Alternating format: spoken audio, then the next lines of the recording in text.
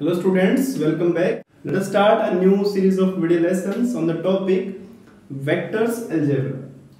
So it's a very fresh topic for you now and आप लगभग पिछले दो महीने से लगभग 2 या 3 महीने से एक ही चीज के पीछे घूम रहे हैं, डिफरेंशिएशन इंटीग्रेशन, बिकॉज हम चैप्टर नंबर 5, 6, 7, 8, 9 जो 5 चैप्टर्स थे बीच में कैलकुलस जो आपने पोर्शन किया, हर question basically related to differentiation और इंटीग्रेशन था। तो थोड़ा उसको ब्रेक देते हैं और नया अलजेब्रा और वेक्टर अलजेब्रा स्टार्ट करते हैं, जिसके अंदर हम थोड़ा वेक्टर्स के बारे में जानेंगे। तो it is not new for science students because they have done it in 11th class in physics, but कुछ अदर बच्चे जो है कॉमर्स और आर्ट्स के बच्चों के लिए नया टॉपिक हो सकता है। तो वेक्टर बेसिकली बच्चों क्या है? Vector is a quantity that has magnitude as well as direction.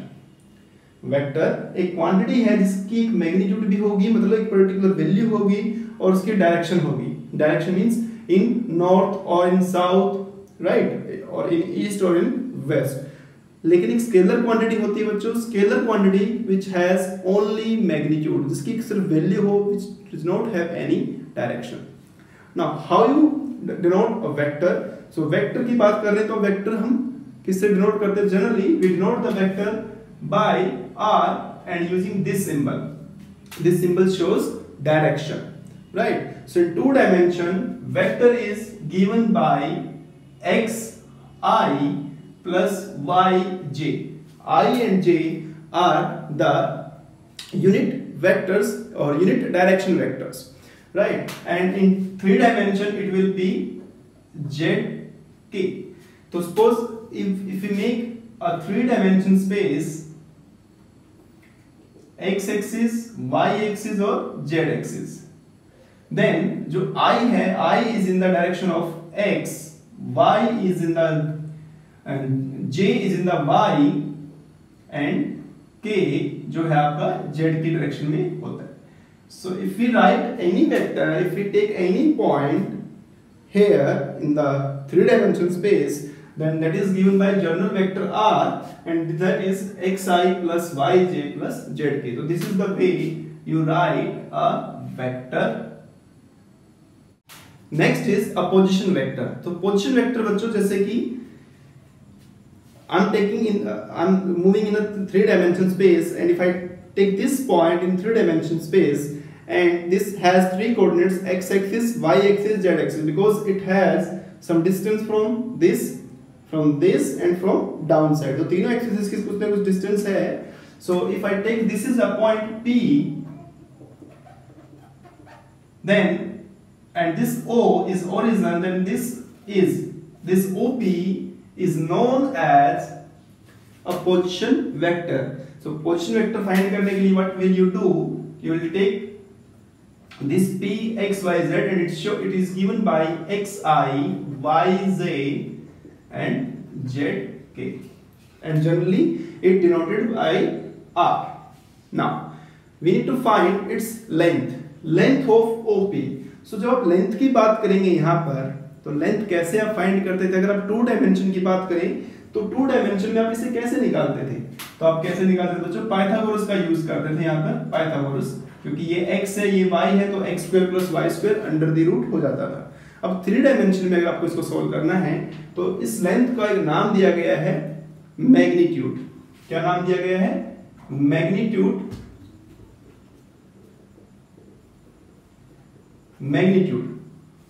तो magnitude is denoted by this symbol, और it is denoted by, it is also known as length. तो this is equals to x² + y² + z² under the root. जो पहले आपका x² + y² under the root था, बस उसमें z और हो गया, मतलब आपको i j के यूज नहीं करना, just need to use the component. यही हम कंपोनेंट कहते हैं x y z, तो x² + y² + z², right? Next is direction cosine. Let the vector OP, the position vector, makes alpha, beta and gamma in the positive direction of x axis, y axis and z axis. Then direction cosines your cosine of the angle is known as direction cosines of the vector, and this is normally denoted as L, M and N. So it is equals to L equals to cos of alpha, cos of beta, and N is cos of gamma. And generally there is a relationship between L, M and N, that is L square plus M square plus N square equal to 1. Okay, how it came, कहाँ से आया ये आपका relation? Actually L जो हम ये लिख रहे हैं इसका एक और फॉर्मूला है. अगर आपको एंगल लाइन दे रखे आपको, जैसे आपको वेक्टर दिया x y z, then L equals to x divided by magnitude of r, M y divided by magnitude of r, z divided by magnitude of r. तो अगर आप L square plus M square plus N square करेंगे तो you will get x square plus y square plus z square divided by magnitude r square, right? तो इसकी value क्या होगी x square plus y square plus z square की, that is magnitude r square and divided by r square, so you will get 1. So this is the way the relation between L and M is proved, that is L square plus M square plus N square is 1. Now students, how you find a vector? Basically, एक अगर आपको 2 points अगर given हो, this is initial point A and this is the terminal point, or the vector is moving or the direction is moving from A to B, then A is x1, y1, z1 and this is x2, y2, z2. How you find vector? बच्चों vector आप कैसे निकालते हैं? Take the initial point A and जिसके direction में जा रहे हो, B की में जा रहे हो, तो वेक्टर फाइंड करने के लिए what will you do? x2 minus x1 I, y2 minus y1 j and z2 minus z1 k. You will write this formula. Next is addition of two vectors.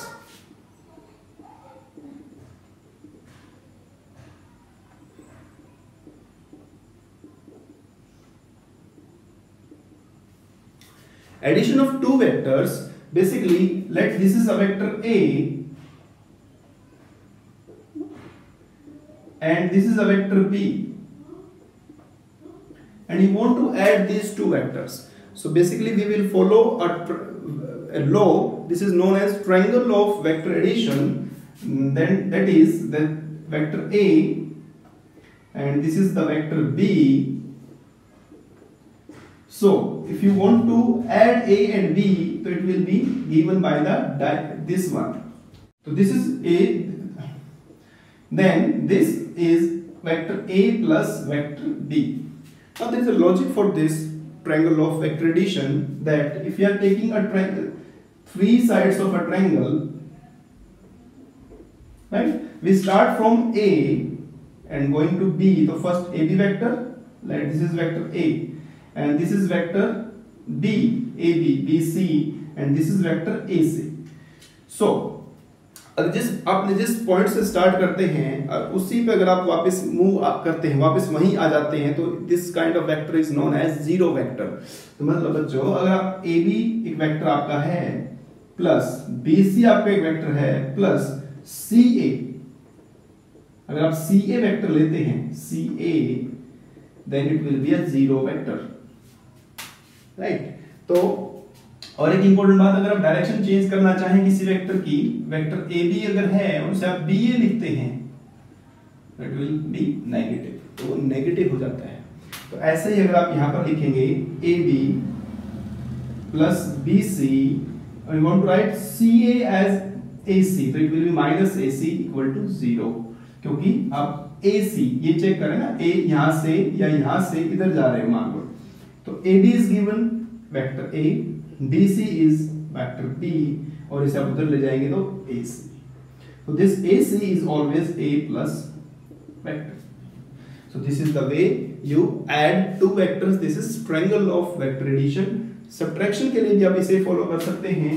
तो जैसे आपने देखा कि this is vector A and this is vector B,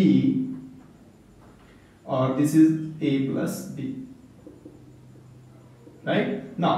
अब vector B अगर उस direction में गया तो वेक्टर बी है, और अगर यहां से ये नीचे आया यहां पर तो ये माइनस वेक्टर बी है। तो आपको अगर ये वेक्टर फाइंड करना है ये वाला, तो again triangle of vector addition आप यूज करेंगे, वेक्टर ए प्लस इसके बाद इस बार ये वाला वेक्टर आपका minus B, so it is equals to vector a minus vector b. The subtraction is also there, addition is also there, scalar multiplication is also there. Scalar multiplication मतलब क्या है कि you want to multiply a vector with a scalar number, any constant k, then it will be k vector a. मतलब एक vector मान लो अगर मैं ले लेता हूं, जनरली आप एक वेक्टर लिखेंगे ऐसे 2i plus 3j plus 4k, उसको आपको 3 से मल्टीप्लाई करना है, तो 6i plus 9j plus 12k।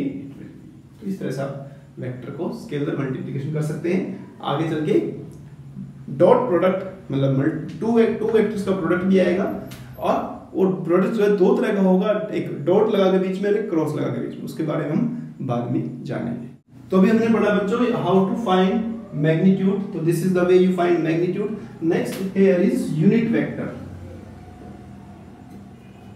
Unit vector, तो vector is said to be unit vector if its magnitude is 1। अगर किसी वेक्टर का जो लेंथ है मतलब उसका जो मैग्नीट्यूड है अगर वो क्या हो 1 हो, तो अगर उसका लेंथ 1 होगा तो that is known as unit vector. एक और बहुत इंपॉर्टेंट है, ये यूनिट वेक्टर है वो है unit vector in the direction of vector A। तो उसे हम लिखते हैं ऐसे, एक कैप लगाकर, ठीक है, कैप मींस वो यूनिट वेक्टर हो जाएगा। तो किसी पर्टिकुलर वेक्टर की डायरेक्शन में एक यूनिट वेक्टर अगर फाइंड करना है तो that is given by vector divide by its magnitude. उस वेक्टर को उसके मैग्नीट्यूड से डिवाइड कर देंगे, we will get a unit vector. Vector joining two points, जैसे हमने अभी लिखा कि vector A and vector B, if vector A and B are given, how to find vector A B, so we can use this triangle of vector addition here. how can you prove this? Let us take a 3-dimension space. Here a point is A, x1 y1 z1, and this is the point B, x2 y2 z2, and we want to find a vector from A to B direction. A से B की direction में हमें एक vector find करना है, AB vector we need to find vector AB जी। तो आप क्या करेंगे, ये पोजीशन आप यहाँ O से ओरिजिन से स्टार्ट करेंगे और लिखेंगे यहाँ पर वेक्टर OB, और यहाँ पर आप लिखेंगे वेक्टर OA, ठीक है। तो इनमें देखिए आप OB, AB और OA में क्या रिलेशनशिप है। तो इसके लिए आपने जो ट्रायंगल ऑफ वेक्टर एडिशन और जो मैंने अभी आपको लॉजिक बताया था AB plus BC plus CA equals to 0, इसका यूज आप कर सकते हैं यहाँ पर, जैसे कि OB vector plus BA vector plus AO vector equal to 0 vector. अब इसका यूज कर सकते हैं, मतलब आपने O A B पे गए, B से A पे गए, A से फिर आप O पे आए, ठीक है। OB vector plus BA vector को क्योंकि हमें फाइंड करना है AB, तो इससे मैं लिख लेता हूं माइनस AB वेक्टर, और ये क्या है AO वेक्टर, तो AO मतलब A से O पे आए वापस, तो इसको अगर आपको लिखना है OA तो माइनस कर देंगे इक्वल टू 0। नाउ इस AB को आप उधर ले जाएंगे तो it will be positive AB equal to OB minus OA। तो OB वेक्टर कैसे फाइंड करोगे आप, B is a position vector क्योंकि आप ओरिजिन से ले रहे हो, तो that is x2i y2j and z2k minus OA vector, तो OA again it is a position vector x1i y1j z1k। तो अब जब इसको माइनस करेंगे तो x2 minus x1 y2 minus y1 and z2 minus z1k। This is vector AB. So this is the derivation how you find a vector joining 2 points A and B whose coordinates are given, right? Next is section formula. तो section formula बच्चों अब यहाँ पर क्या है कि हमारे पास एक पॉइंट है A और एक पॉइंट है B, A और B पॉइंट है, तो सेक्शन फॉर्मूला आपको यूज करना है, मतलब this is the point A x1 y1 z1 and x2 y2 and z2. We need to find the position, or we need to find the vector which divides AB in m/n internal, और ये external भी हो सकता है, आपने जैसे कि 11th class में पढ़ा था. तो let this is the position, it is given by vector A and this position is given by vector B, then this is R. So vector R, this is given by vector R, then vector R is कैसे multiply करते हैं n की b से, n vector B plus n vector A divide by m plus n. तो अगर ये internal है तो ऐसे रहेगा. एक्सटर्नल के लिए आपको पता है कि ये अगर बाहर चला जाए तो यहाँ पर माइनस और यहाँ पर भी माइनस हो जाएगा. और मिड पॉइंट अगर बन जाए तो मिड पॉइंट के लिए आप जस्ट लिखेंगे m vector b plus vector a divided by m plus n की जगह 2 हो जाएगा. मतलब if this r is mid point then it is vector a plus vector b by 2. ठीक है. Now let us start exercise 10.2. Basic terminology आपने अभी सीखी है, उन्हीं का यूज करते हैं और one by one quickly question solve करते हैं. तो पहला क्वेश्चन, फाइंड द मैग्नीट्यूड. तो देयर आर 3 पार्ट्स बच्चों. How to find magnitude. तो magnitude of vector is given by the square of component with square root. तो 1 का square plus 1 square plus 1 square under the root. आपको सिर्फ component का square करना है, i j के नहीं यूज करना, ध्यान रखना. तो it is √3. Similarly 2 more parts are there, आप उन्हें सोल्व कर सकते हैं. 2 नंबर अगर देखें तो 2 डिफरेंट वेक्टर्स लिखने हैं आपको विद सेम मैग्नीट्यूड. आप 2 डायमेंशन में लिखो, 3 डायमेंशन में लिखो, उनका मैग्नीट्यूड सेम होना चाहिए लेकिन वेक्टर्स डिफरेंट है. तो बहुत आसान है. जैसे ये वाला वेक्टर लिख देता हूं, vector a i plus j plus k ले लिया मैंने. अब इसका जो मैग्नीट्यूड है वो हो गया अपना √3. अब b जो है सेम वेक्टर में फिर से लिख रहा हूं लेकिन बस उसका साइन चेंज कर देता हूं. जैसे i माइनस जे किया तो उसकी डायरेक्शन कहीं और चली जाएगी, नेगेटिव i में चली जाएगी, और एक को यहाँ पे प्लस k कर दो तो इसका जो डायरेक्शन होगा, क्योंकि -1 का स्क्वायर भी तो पॉजिटिव होता है, तो ये भी √3. तो दोनों का मैग्नीट्यूड तो सेम है बट उनका वो वेक्टर्स डिफरेंट है. अब 2 different vectors with same direction, vector different हैं लेकिन उनकी डायरेक्शन सेम होनी चाहिए. तो डायरेक्शन का मतलब बच्चों they are going the same direction. तो उसमें आप लिखेंगे वेक्टर a, यही ऊपर वाला i plus j plus k, ये एक वेक्टर हो गया. ठीक है. अच्छा, वेक्टर b आप क्या करो, इसके कंपोनेंट को चेंज कर दो, सेम मल्टीपल से 2i plus 2j plus 2k. तो वेक्टर हो गए डिफरेंट बट दोनों की डायरेक्शन क्या है, सेम है. तो डायरेक्शन के लिए क्या होता है कि अगर एक vector a is written as lambda b, lambda is some constant, then both are having same direction, और सिर्फ पैरेलल वेक्टर भी बोलते हैं. आगे इन्हें पैरेलल वेक्टर्स में भी यूज करेंगे लेकिन वेक्टर डिफरेंट है. वेक्टर तो डिफरेंट हुए ना. 4 और 5 आसान से हैं. एक आपको एक वेक्टर दिया है xi plus yj equals to 2i plus 3j. xy की वैल्यू लिखनी है तो हो गया. x पहले i वाले को i से कंपेयर करो, j वाले को j से कंपेयर करो. ठीक है. ऐसे 5 नंबर हैं, उसमें आपको वेक्टर कंपोनेंट और स्केलर कंपोनेंट लिखने हैं. तो वेक्टर कंपोनेंट क्या है, ये पूरा वेक्टर कंपोनेंट है, और स्केलर कंपोनेंट क्या है, इसके साथ में जो 1 1 और 1 दैट इज स्केलर कंपोनेंट. जैसे कि ये वेक्टर कंपोनेंट है, स्केलर क्या होगा इसका 1 -2 और 1. ठीक है. Now coming to question number 6, we are having vector a b and c and we need to find their sum. बहुत आसान है, घबराने की जरूरत नहीं है, बस ऐड करेंगे ना तब. तो i वाले को i में, j को j में और k को k में ऐड करेंगे बस आप. तो i 2i -2i 0i -2j और -6 -8 और ये हो जाएगा -4j, k 6k -k. तो दिस इज द सम. बहुत ही आसान क्वेश्चन है, फर्स्ट एक्सरसाइज, लेकिन करना बहुत जरूरी है आगे वाली एक्सरसाइज करने के लिए. क्वेश्चन नंबर 7, आपको एक यूनिट वेक्टर फाइंड करना है इन the direction of this vector. 1 mark के लिए बहुत अच्छा क्वेश्चन है. मैंने टर्मिनोलॉजी लिखवा रहा था इंट्रोडक्शन पार्ट में, फॉर्मूला लिखा था इसका फॉर्मूला है वेक्टर बाय इसी का magnitude, then it will equal to this vector i plus j plus 2k divide by. अब इसका मैग्नीट्यूड निकाल लो, ये बताया था आपको निकाल के. 1 का स्क्वायर प्लस 1 का स्क्वायर प्लस 2 का स्क्वायर और अंडर द रूट, तो इट विल बी √6. तो this is the answer. Next 8 number में आपको 2 पॉइंट दिए हैं, ठीक है।